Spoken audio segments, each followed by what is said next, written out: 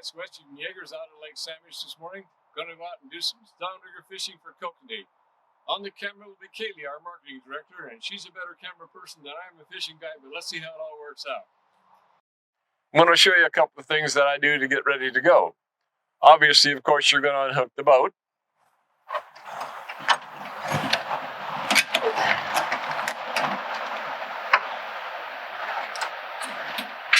And I always unplug my trailer lights.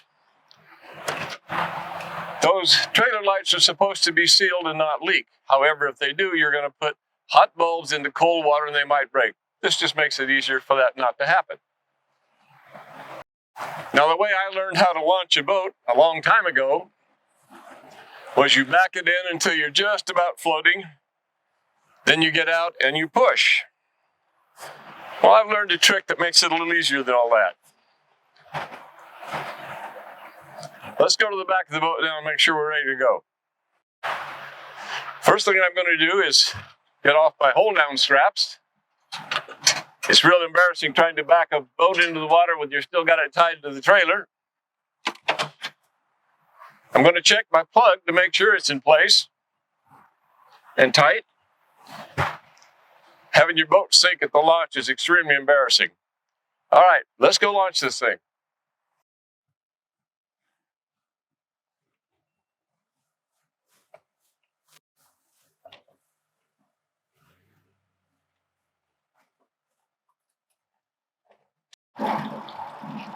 Okay, my fish finder over here tells me I'm in 65 feet of water. I want to be around 60 to 65 or thereabouts. So let's get rigged up to go fishing here. Now, one of the things I love about these Scotty electric downriggers is whoever designed them had it all figured out. So I'm going to drop a little bit of line down here. That way I can lift this ball up.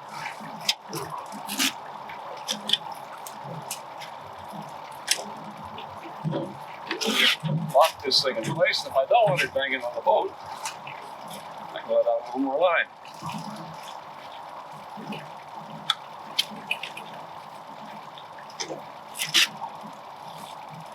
So, let's get a rod ready to go here.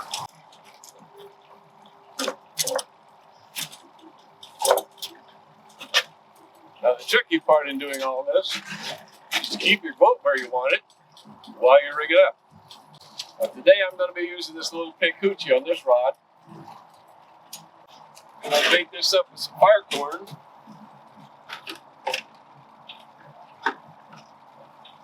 With the stuff I made up myself. And I like to put a little maggot on the back hook. I use the fake ones. Some people like the real ones. Now there's two ways to put the line out. I happen to know that it's 1.5 feet from the front of my rod to this first guide. So I can measure how far out I'm going by just stripping line out. I'm out at 30 pulls, that puts me out at about 45 feet.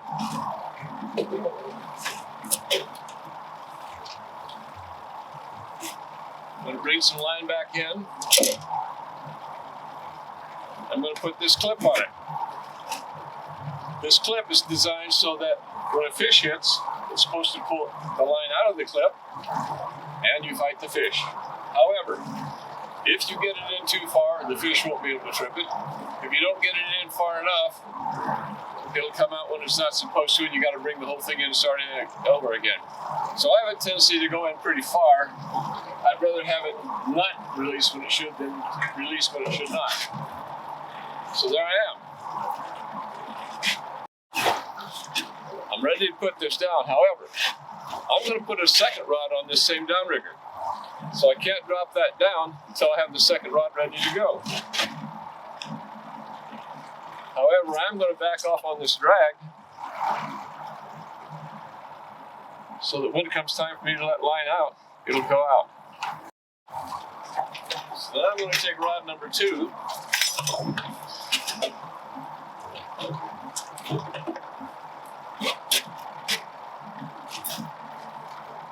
Get it ready to go.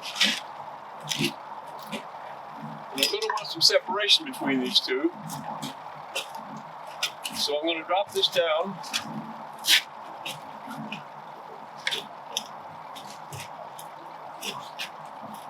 I'm going to let out about 5 feet of line, maybe 10.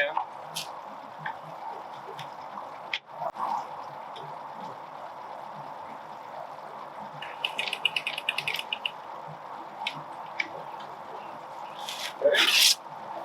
And I'm going to rig a second rod. Now that one had the pink hoochie on it. This is going to have a wading ring spinner.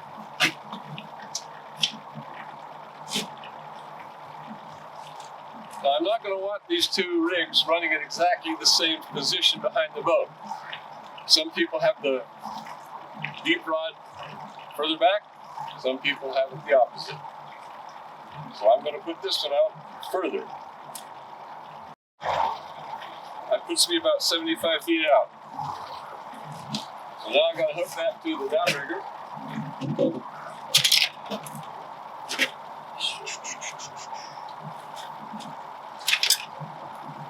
So I bring my downrigger back just far enough for me to be able to reach that line.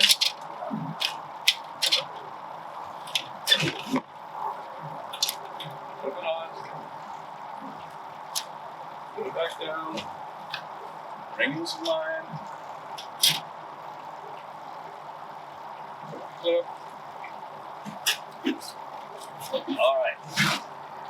Now, if everything works just like it's supposed to, I'm going to be able to drop all this gear down to the desired depth.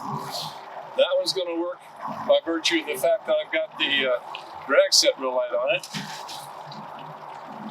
And this one I'm going to just thumb the spool. Here we go. You want to go slow so you don't pop those clips out. See how that rod over there is? I'm going to go to 30 feet. Okay? Lock this one up. Put the rod over. Crank it down.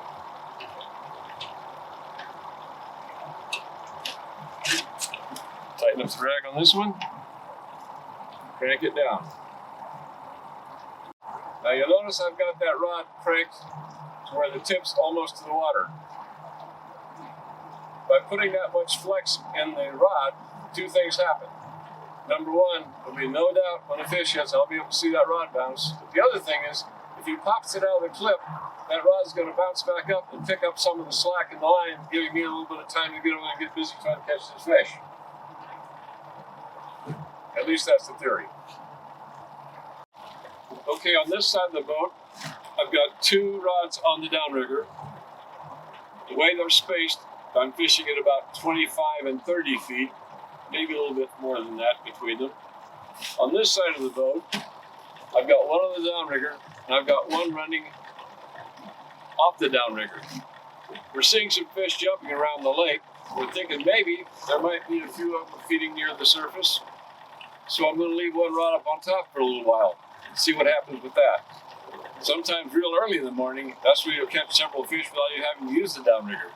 But sooner or later, you got to get down deeper. These fish don't like when the sun's on the water. Okay, we've been fishing for nearly an hour. We've got 4 rigs out. No two of them are the same. Each one has a different set of terminal tackle on it.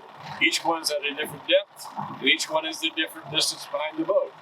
That tells me something's not working. Now, it's a beautiful morning out here on Lake Samish. The lake is flat, calm.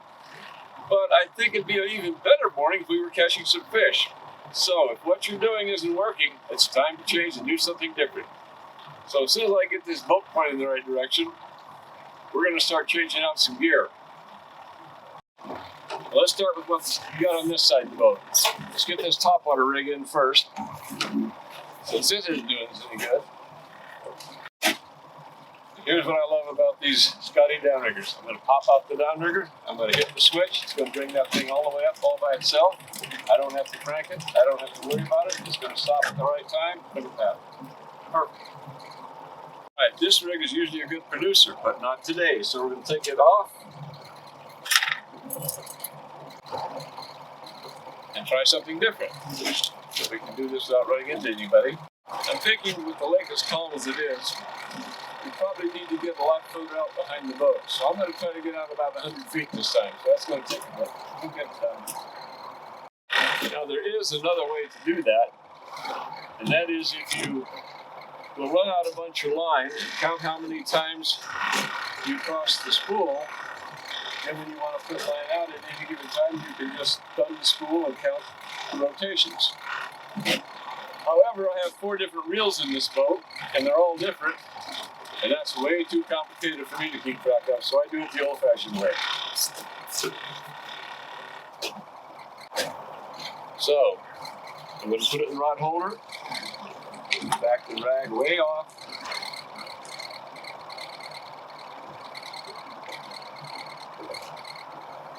and put it back down, and drop it down just a few feet. Now this is the rig that's been a good producer for me, but I was running it on the top today, so I'm going to put it down now, see what happens. Here we are, 4 rods, 4 different depths, 4 different rigs, 4 different distances behind the boat. Something ought to work.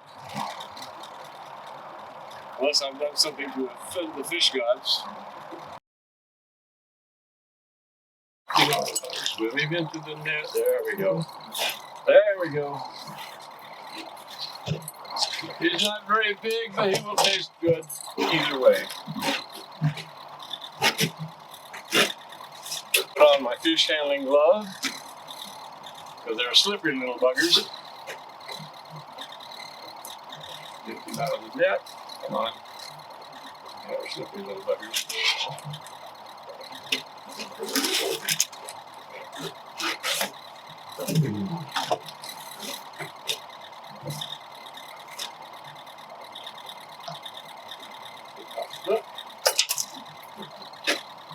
And he goes in the ice chest. He's not very big.